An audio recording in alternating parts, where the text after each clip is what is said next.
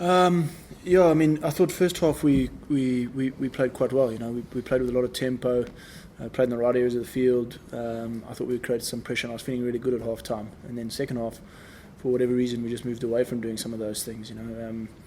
And we gave the Bulls a lot of the type of possession that they enjoy. And they've got a very impressive forward pack there that started to get the rumble on, and they took the game.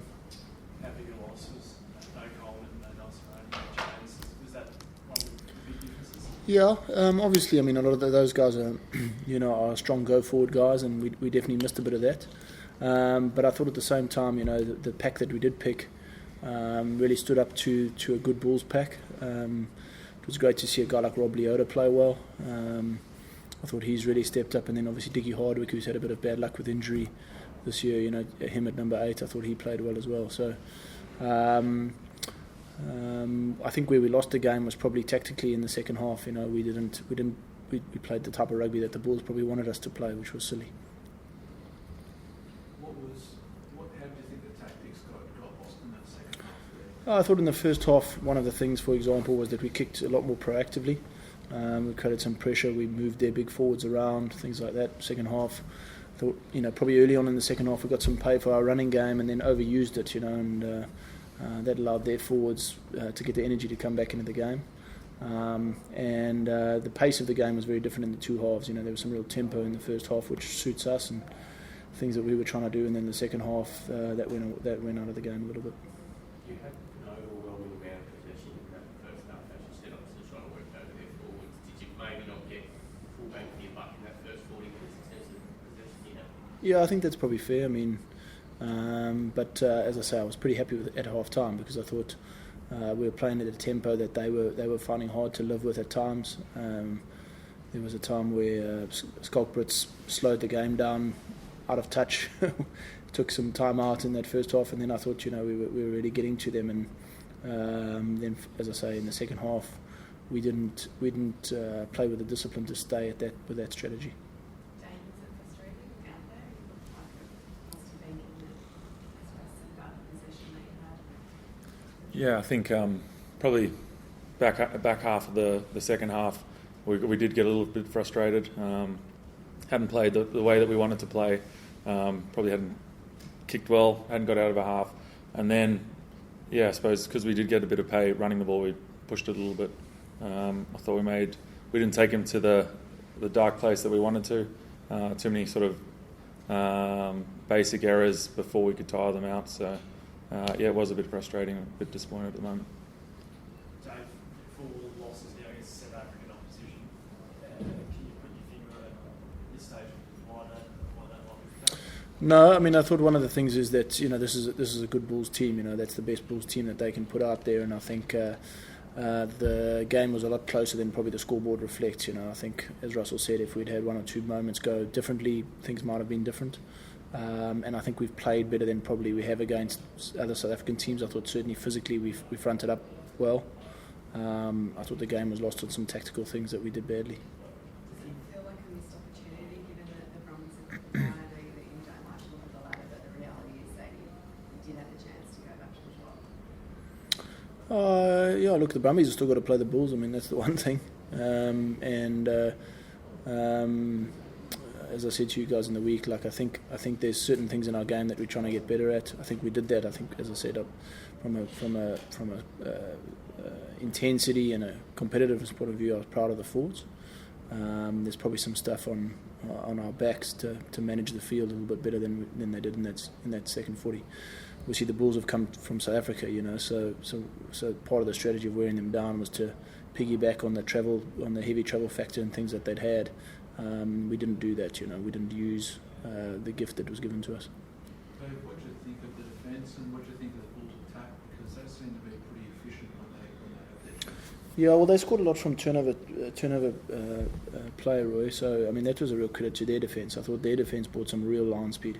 That's the heaviest line speed that I think we faced this year, and I thought that was a real credit to them. And again, one or two of those unlucky things where we get turned over and they score from that changes the game, and I think it really knocks the wind out of you when you concede on a turnover, because you're doing all the work and suddenly you're running backwards again. So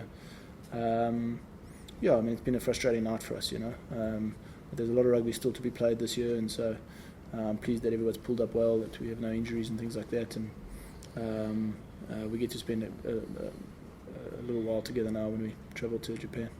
Do you address that now more broadly, given where you are at the stage of the season? I know you like to go week to week and not look at the ladder, but you have to talk to the players about the opportunity in front of them, what they need to do to take that opportunity. No, Russ, I mean, I think, you know, it's a very easy thing to say you're going to concentrate on yourselves and all that sort of stuff, but I think it's a much more difficult thing to do. I think if you're genuine about it, you're just in a happier space, you know, you don't lie awake thinking about all sorts of stuff that you can't control. So I think that we are genuine about that. I think, you know, one of the things we want to do in our team is just try to get better and better every week. You know, a couple of weeks ago everyone was saying our discipline was this huge problem and all this sort of stuff.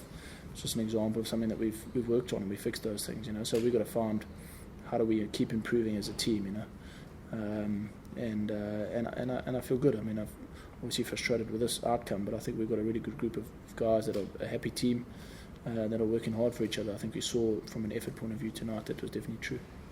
Dane, can you speak to players' perspective on that in terms of sort of that focus and remaining in a happy place and looking in control and not lying awake at night worrying about the things that you didn't get done sort of tonight, how they reflect on the next 4 weeks?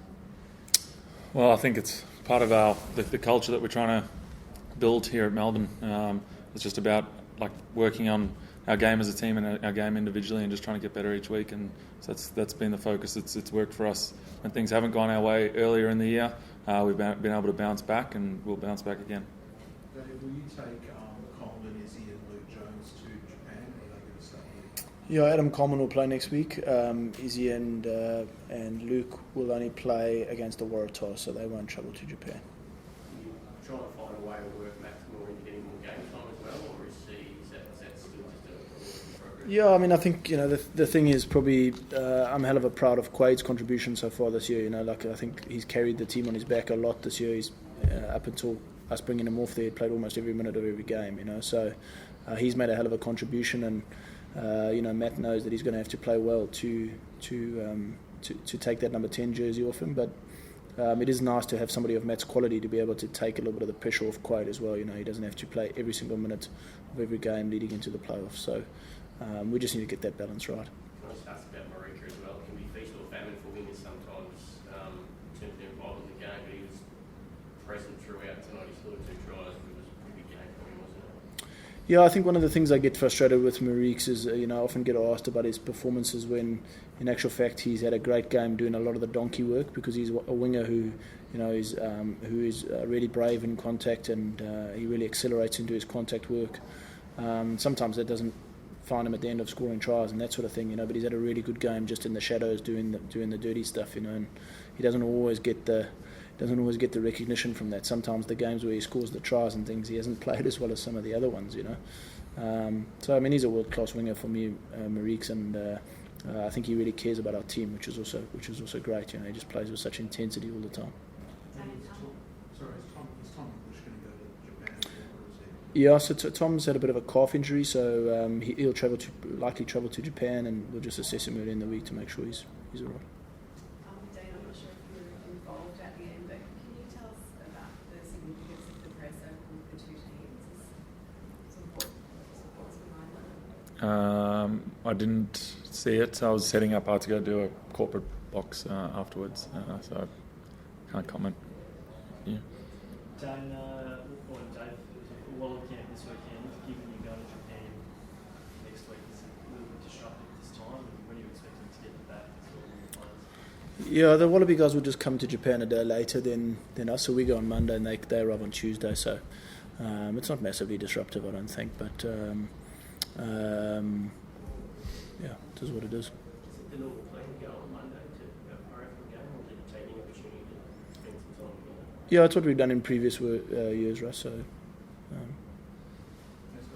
thanks, guys.